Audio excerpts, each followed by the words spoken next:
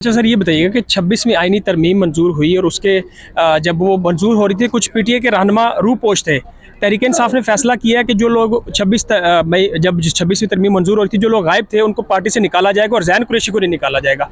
इस पर थोड़ा सा बताइएगा कि एक मेंबर को और बाकी मेंबरान के निकालने पर इमरान खान का बयान सामने आया।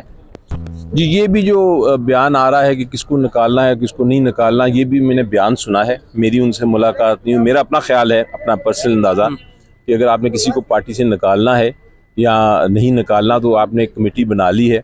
वो कमेटी को चाहिए कि वो उनको पूरी अपॉर्चुनिटी दे, जिन लोगों के जिनको निकालना है उनको पूरी अपॉर्चुनिटी दी जाए, मौका दिया जाए कि वो अपनी दफ़ा पेश करें।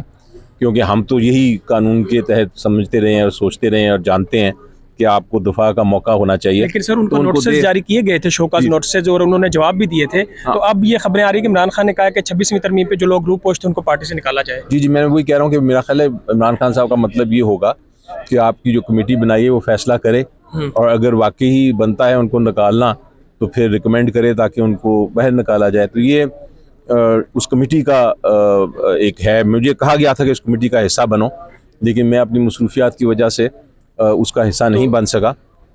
तो अब कमेटी एक बनी हुई है, अच्छे लोगों की, कुछ सेनेटर्स भी हैं उसमें, कुछ एमएनएस भी हैं, वो फैसला करेंगे। तो आप पार्लियामानी लीडर है, सेनेट के जो लोग थे, दो एक लोग जिनके बारे में खबरें आई थी, उन पे भी सेम उसी पैरा पे कार्रवाई होगी? जी, वो दो हैं नाम दिए जो जिनको शोकॉज दिया गया है।